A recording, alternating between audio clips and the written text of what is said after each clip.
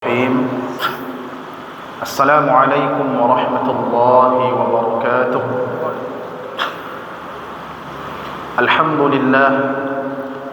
الحمد لله رب العالمين، وبه نستعين على أمور الدنيا والدين، والصلاة والسلام الأتمان الأكملان على نبينا محمد وعلى آله وأصحابه والتابعين لهم بإحسان إلى يوم الدين. أما بعد، فاسمعوا قول ربكم جل وعلا في محكم التنزيل: يا أيها الناس قد جاءتكم موعظة من ربكم وشفاء لما في الصدور وهدى ورحمة للمؤمنين. قل بفضل الله وبرحمته فبذلك فليفرحوا هو خير مما يجمعون. صدق الله العظيم.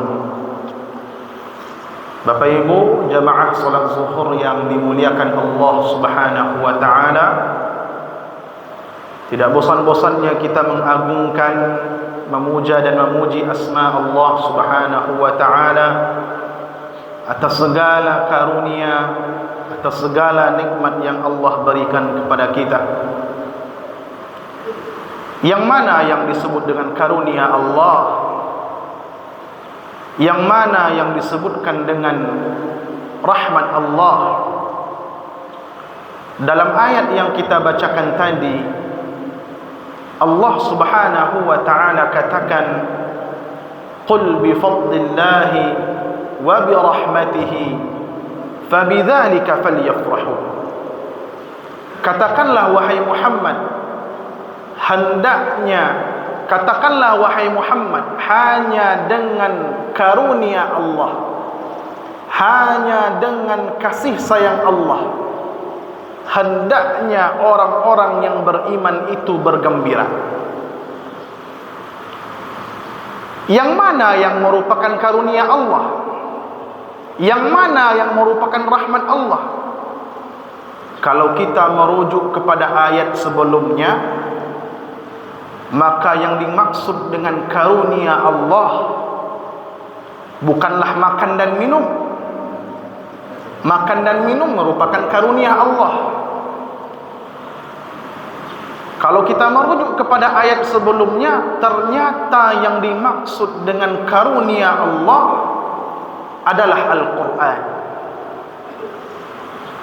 Al-Quranul Karim.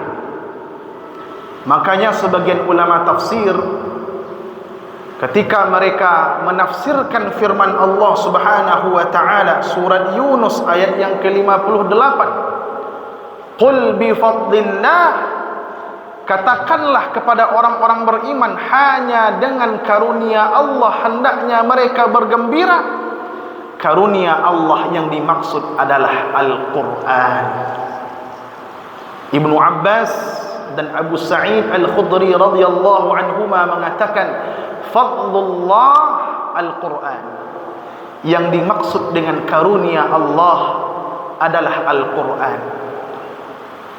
Allah turunkan Al-Quran kepada kita, Allah turunkan Al-Quran kepada umat ini, itu merupakan suatu karunia yang sangat besar.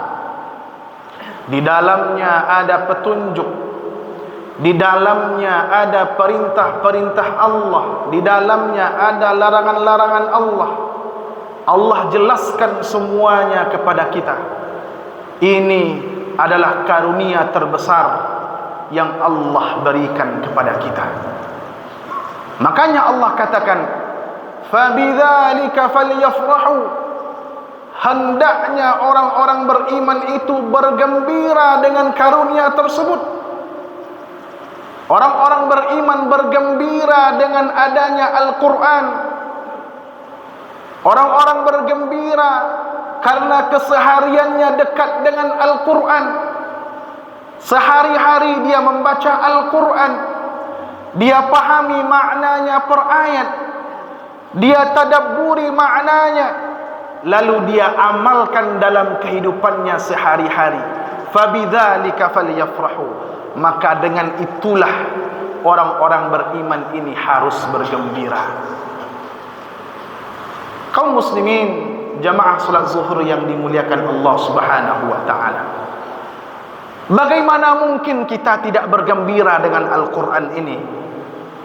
Rasul sallallahu alaihi wasallam senantiasa menyebutkan keistimewaan-keistimewaannya. Rasul katakan, "Iqra'ul Qur'an fa innahu ya'ti yaumal qiyamah syafi'an li ashabihi." Bacalah Al-Qur'an itu. Bacalah, karena dia akan datang pada hari kiamat memberikan pertolongan kepada sahabat-sahabatnya. Bagaimana mungkin orang yang dekat dengan Al-Quran dia tidak akan bergembira? Dia mendapatkan pertolongan, mendapatkan syafaat dari Al-Quran. Dalam hadis yang lain, Rasulullah sallallahu alaihi wasallam mengatakan, "Inna as-siyama wal Qur'an yashfa'an." Sesungguhnya ada dua ibadah yang memberikan pertolongan, yang menjadi syafaat di hari kiamat. Yang pertama amalan puasa, yang kedua amalan yang berkaitan dengan Al-Quran, membaca Al-Quran. Datang Al-Quran, datang puasa dan amalan membaca Al-Quran kepada Allah. Ya Rabb, mana'tuhu minal akli wasyarab fashaffi'ni fih. Ya Allah, aku telah menghalangi hambamu ini dari makan dan minum, jadikan aku sebagai syafaat penolong baginya. Allah jadikan puasa syafaat dan penolong bagi orang yang berpuasa. Lalu datang amalan membaca Al-Quran kepada Allah, mengadu kepada Allah. Ya Rabb, mana'tuhu minan naum. Ya Allah, aku halangi hambamu ini dari tidur di malam hari untuk membacaku. Salat di waktu malam, dia panjangkan salatnya, dia baca diriku, dia baca Al-Quran. Fashaffi'ni fih, jadikan aku sebagai penolongnya, jadikan aku sebagai syafaatnya. Allah jadikan amalan membaca Al-Quran sebagai penolong terhadap orang-orang yang membacanya. Lalu bagaimana mungkin orang-orang yang beriman tidak bergembira dengan Al-Quran, sedangkan Al-Quran itu membawa pertolongan, membawa syafaat baginya. Kaum muslimin, Bapak Ibu, jamaah salat zuhur yang dimuliakan Allah Subhanahu wa taala. Maka orang yang beriman, dia bergembira dengan karunia Allah, dan salah satu karunia Allah yang paling besar adalah Al-Quran.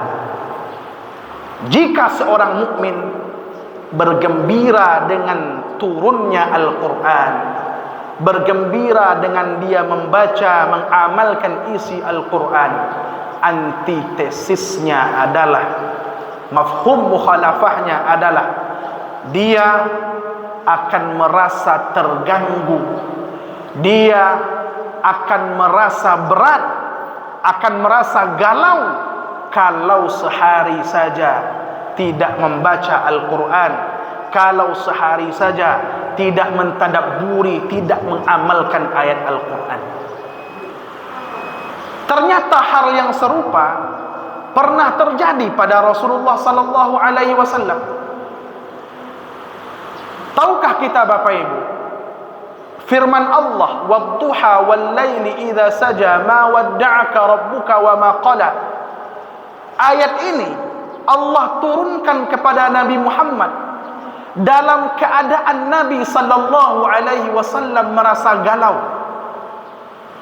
Apa yang digalaukan oleh Nabi? Apa yang dikhawatirkan oleh Nabi?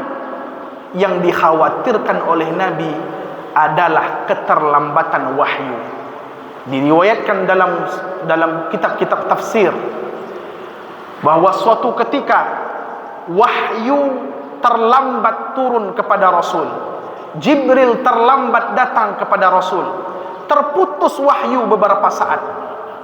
Dalam riwayat dikatakan ada yang mengatakan 12, ada yang mengatakan 25, ada yang mengatakan 40 hari. Wahyu itu terputus dalam beberapa waktu. Apa yang terjadi pada diri Rasulullah sallallahu alaihi wasallam? Beliau merasa galau, syaqqa alaihi. Beliau merasa ada sesuatu yang mengganjal dalam pikirannya. Psikologisnya merasa berat karena wahyu tidak kunjung turun. Lihat Bapak Ibu, Rasulullah sallallahu alaihi wasallam ketika wahyu belum turun kepada beliau, beliau merasa galau, beliau merasa terguncang, merasakan sesuatu yang berat. Lalu bagaimana dengan kita? Maka sebagai seorang mukmin, kita bergembira dengan Al-Quran.